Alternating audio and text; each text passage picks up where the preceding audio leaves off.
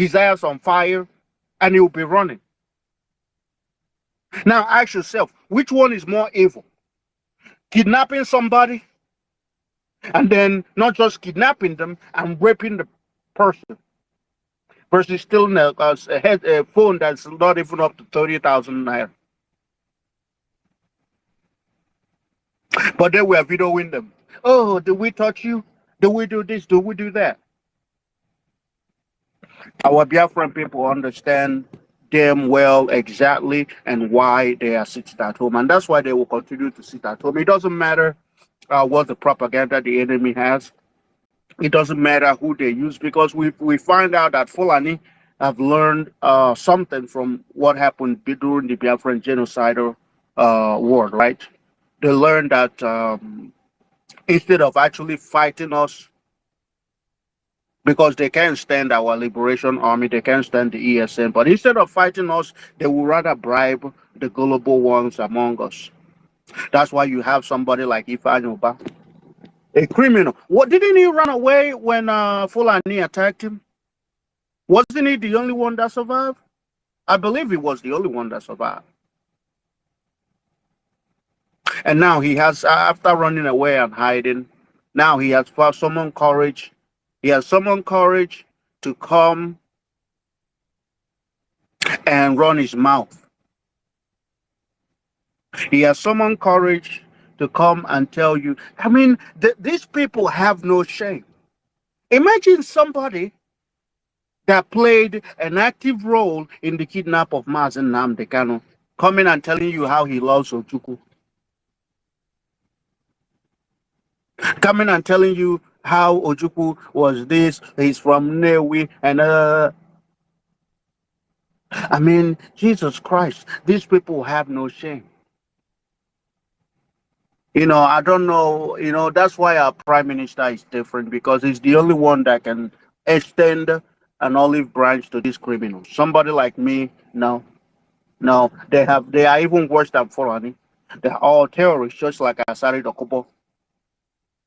Asari Dokubo could not stand in a country of professors, in a country of learned people, a thug, a common criminal, a warlord, a terrorist went to the people's house, supposedly people's house, and was addressing professors, addressing so-called intelligent intellectuals you have in the zoo. Assad. But he was, because he couldn't stand it anymore, he had to say, he said that thing that nobody wanted to say, that they are receiving it woto. That he's getting it woto. He's crying.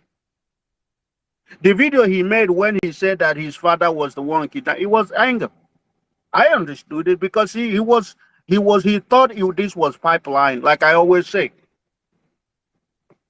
it's not a sawana when, you know, you're shooting something and it's shooting you back. When you're trying to kill something and that thing is also killing you, you no longer say a sawana. It's only when you go and blow up a defenseless pipeline that nobody is guarding, and then you come out with AK-47, AK-49, a bazooka and all that, and sawana. But after they jammed the Liberation Army, he started crying. He started lamenting. Lamentation 1 verse 1. That's what Asari is doing. But we told him that it's not going to end there, that I believe our prime minister has made it clear that our story with Asari, you know, we're going to meet on the front lines. That's how it's going to be. Because one thing we're not going to allow is terrorists in our land. We're not going to allow terrorists to occupy our land. It doesn't matter where. We can never allow terrorists in our land. Asari is not a Muslim. He's a jihadist. He's a terrorist. And it's time that we start calling him exactly what it is, a terrorist. Calling him a Muslim is just, you know, trying to, you know, because they've already called us, oh, what are the ideology of Biafrans? Like they wrote on Wikipedia, they said, oh, anti-Fulani, and Islamist or something. That's how they said. That's our. And I said that's good. We hate terrorists and we hate people hiding under Islam to commit terrorism. We don't want our people being killed. And Assadi, as I'm sure, is not a Muslim. He's a terrorist, and he will be treated like one of those Fulanis. If you come and kill our people, we will hunt you down, and there is no hiding place. So Assadi can cry some more. He can whine. He can do whatever he wants. At the end of the day, you know, nobody has ever fought the people and win. He may be winning or thinking that he's winning right now because he has the government power. I mean, when you have a drug dealer as the president, you have Boko Haram as the vice president, Pablo Escobar and the Rock of Ages and as the president, and you have Osama bin Laden as the vice president, and you have a thug, a warlord addressing learned people. I mean, what do you? It's already anarchy. It's already a banana republic. Nigeria is a banana republic. Zoo. That's what you have. And you have his criminal cronies surrounding him. That's exactly the new Nigeria. Sometimes we have to say, ask the Obi people, how far? How are they? Is this the new Nigeria that they are talking about? But we must continue, my people. We must continue. The fundraising is today. Please endeavor because this is why, like I always say, when you see these things that are making you angry, just like I saw this morning, our own girl that was raped for 6 months, and then impregnated. I saw that it made me angry because I was like, why are these people still alive? Why are we keeping these terrorists alive and even videoing them, treating them like celebrities or something? But I understand it. So when that anger, we have to channel it to the right source, which is the ESN website, which is the Biafra tax, and which is the fundraising coming up today. So thank you guys, and I'll yield the mic to Gaddafi. I see Vam Vam Vam. Gaddafi, over to you. Thank you. Thank you. I salute you, the Minister of Information, Media and Communication, the Deputy Minister of Communication, Information and Social Media, General Rav Van Van Van. It is me. I salute you, Onyeka. I salute you, Stella. I salute you, the Biafran Queen, Gloria Ogood. I see you, Ifeanyi Wora, and many of you. All protocol duly observed. I thank you all for the great job you are doing. Thank you, my people. You are doing a wonderful job. But what I want to let you know is that the Ghosttown is a thing that we must do. It's things that we must do. It's something that we must do. And when we talk about Asare Dokobo, Asare is nobody. Asare name is just lingering because he started all this bunkery business, and those ones in the bunkery business always said Asare Fuel, Asare, Asare, Asare, Asare. Not that Asare is anybody. In Niger data as a whole, Asare is nobody. Because when we talk about remain, Asare's name is not in the list. When we talk about like somebody like His Royal Majesty Ateketon, in that area, Asare name is not involved. So I've been with them. I was in their midst. I know who and each and every one of them are. So that is one thing on the roadside. How we ask Asare, where is your second in command is? They came to Biafra land to kill us, and Biafra land swallowed them. So anyone that comes will not go back. Like question I always ask people. You see when they send in troops to our land, have you ever seen when they retrieve those troops? That's things that none of them will answer. The zoo, government will not answer. For some of you that who doesn't know who is talking, I am Gaddafi. My real name is Kingsley, or you call me my native name, which is Kamal Ozuzu, the ghost of thunder. So we are showing our face, we are showing our name, we are not hiding because we love what we are doing, and what we are doing is us.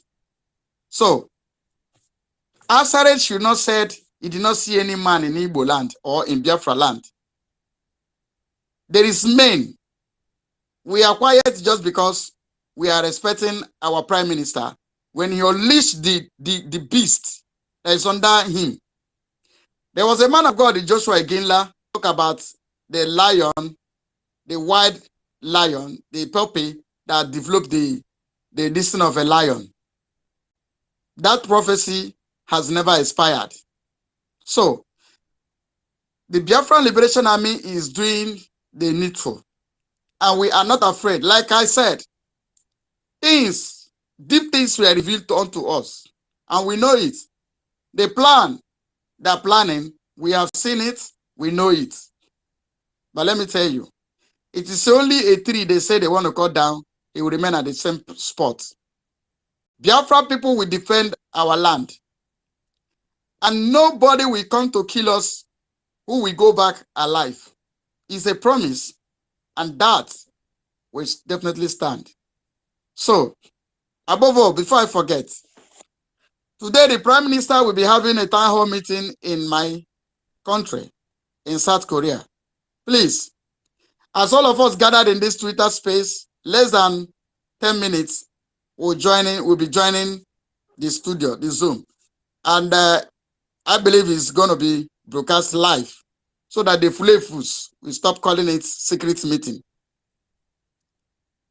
I want to welcome each and every one of you in Seoul, the capital city of South Korea. Today, we will meet in Seoul, and as we proceed, God Almighty and the God of Biafra will go with us, because we are not dragging things that does not belong to us. Our land is our land, and no infidel, no invader will take over our land. Asare is nobody. If Asare say is a man, I challenge Asare to come to lead the troop at the war front. Let him be at the front and step into the Biafra land.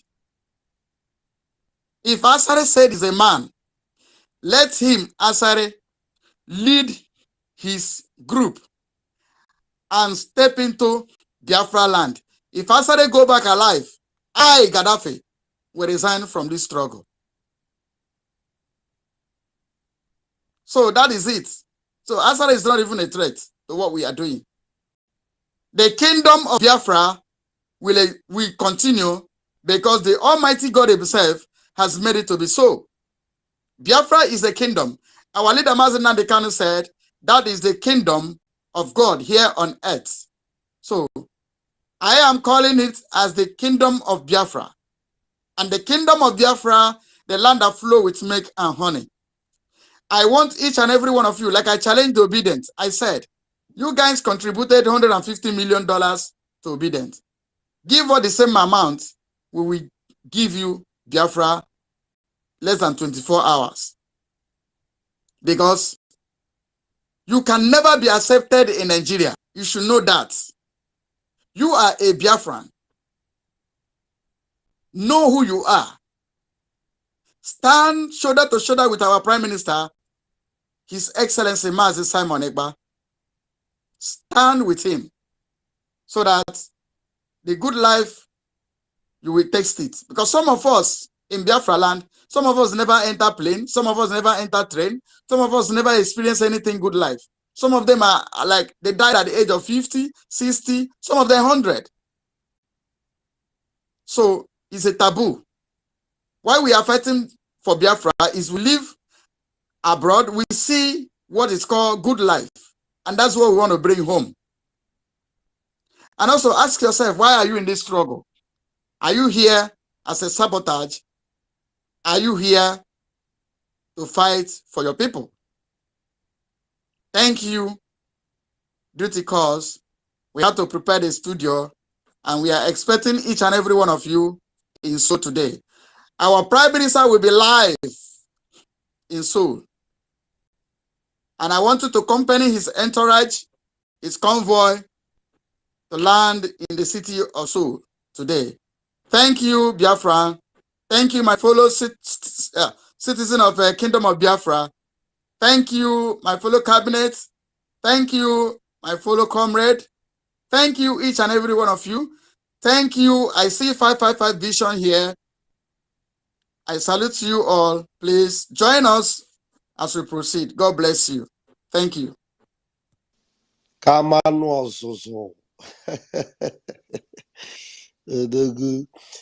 Greetings, fellow Biafrans. We are moving. I just have to interrupt quickly because we need to go. My own entourage is warming up. You know, my entourage is not the one that one will go left and that one will go right. We are going straight to Seoul. And the Seoul is so important. If you are a Pentecostal, you remember that is the biggest Pentecostal church in the whole world was located in Seoul. The pastor's name is Paul Yonggi Cho. And we are going to have the biggest movement of mass movement of freedom also, you know, is going to emanate from Seoul. I'm telling you because there are so many Biafrans in Seoul and there are so many well-wishers also in Seoul. Seoul is a very important country also. It's a very hard country, a very strong country, and our Prime Minister is heading there and I'm headed. But before I go, I want to touch quickly on what the first also touched upon. Please, I'm sorry, I'm observing also the protocol. I'm sorry, I didn't mean to demean any presence here because we're in a hurry to go and join our Prime Minister. And our brother touched on when the idiotic Ifeanyi Oba was mentioning the name of Ikemba Nnewi, and he said Ikemba is from Nnewi. And when you are trying to mention Ikemba Nnewi, you are trying to patronize Biafrans because Ikemba represents Biafra. And this idiot does not have any representation of Biafra, and he dares mention the name of the Ikemba Nnewi, the Buruburu one of Biafra, the one who in the spirit realm is rooting for Mazen Nnamdi Kanu and is screaming and saying, let my people go.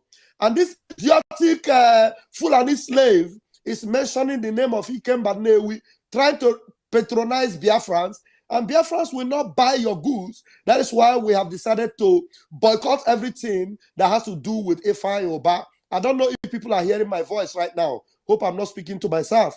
I want us to understand that this idiot and anyone like him are people we must put under our feet, match them,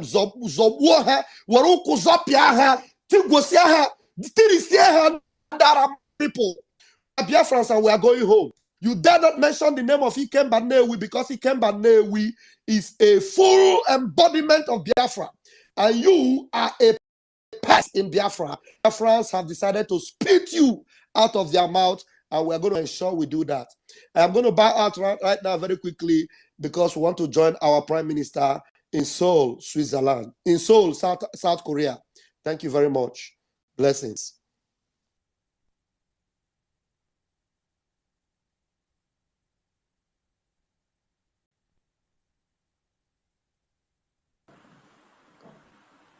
Information Minister, you are not there. And I greet you, my people. It is me again. And in the absence of the host, I have to come in. And I greet you, my people. I must appreciate our efforts. Seoul is a place to be. And this is how we are doing it. Who else and how else can it be navigated? We are prototype. After us, there will never be any.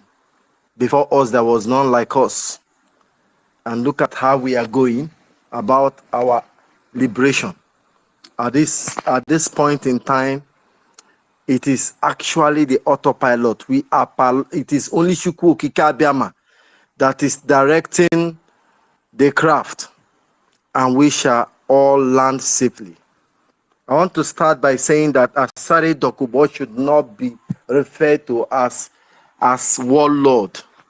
That pig in the creek is not a warlord. He has never been a warlord. He is the plan of the caliphate. But if that man is prestigious enough, he will be ashamed of himself because his mate are Sanusi, Lamido Sanusi, who became the CBN of Nigeria. Afterwards, he became the emir of wherever he is, Kano. And he has been in the prominence. But him, they are just keeping him afloat. They just give him small peanuts. And he thinks he's doing well. He is not consistent. He has never been consistent. The only time he wants to remind the Nigerian government about his existence is when he will come and malign IPOB. If IPOB was not in existence, I'll tell you, I bet you Asari Dokubo wouldn't have, nobody will know him again. Because he is the plan of Nigeria government, the Fulani government, the Islamic State. He is nobody. Nobody knows him. His father is nobody. His father sold no slave. How many are they to want to come and raid the Igbo interland? So his father, all those things are make-up stories. They make up their stories and come to tell on social media so that they will always remain relevant in the eyes of their contractors. He went to Sudan to school for jihad, just like Muhammad Abbas.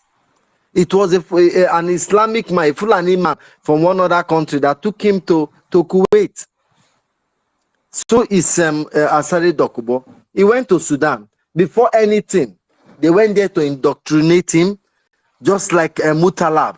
But he's so coward enough to kill himself. Instead of him to enter plane and bomb himself and kill his perceived enemy, he's here making noise. And I want to talk about Ifeanyi Ubah. And I'll talk to our people. I have tried to check the profile of Ifeanyi Ubah. Who is he? Based on what is his line of thought emanating from? Lo and below, this guy dropped out from primary education. He doesn't have it. And I bring it to our people in Lagos and in various markets. You see them making bogus statements. You think they are nothing. They don't know anything. They only finished primary 6. They went to Abuja or to Lagos with poly bag, with 2 or 3 clothes. They became apprentice. They have no other education apart from buying and selling. They don't know skill management. Everything they learn is from their bosses, their masters. So in other words, if their master is very saucy person, they will become very saucy because this is the only education they have. And once after that, you become free. You did not have time for yourself. You start your own trade. Maybe you start sleeping in your shop or your bacha, and God will bless you because you are an Igbo man. The blessedness of an Igbo man, whether it's from Ikwere, whether it's from Ijon, whether from Isha, is by default. Okika Abiyama has blessed us and established us even before our mother gave birth to us. So you must prosper because you bear that emblem. You must prosper. So it's inevitable. So when this person attained this crescendo, he thought that he has achieved everything. And they start market politics. And this market politics is that who will become the chairman of the market. This chairman of the market does not report to the local government chairman. No, they report to the council. Not the council, not even the chairman. No, they report to the council. And the council, they will begin to liaise with the council on how much tax they will pay on each shop. This is how it begins. So there is no deep thought. There is a chess, a pattern of chess you want to play. They call it deep thought. There is no deep thought in their way of life. I'm coming. There is no deep thought in their way of life or in their reason. No rationality. Everything is about buying and selling. Everything is about symbolic jingoism. How to enrich yourself. Anything he wants to do is factoring the gain.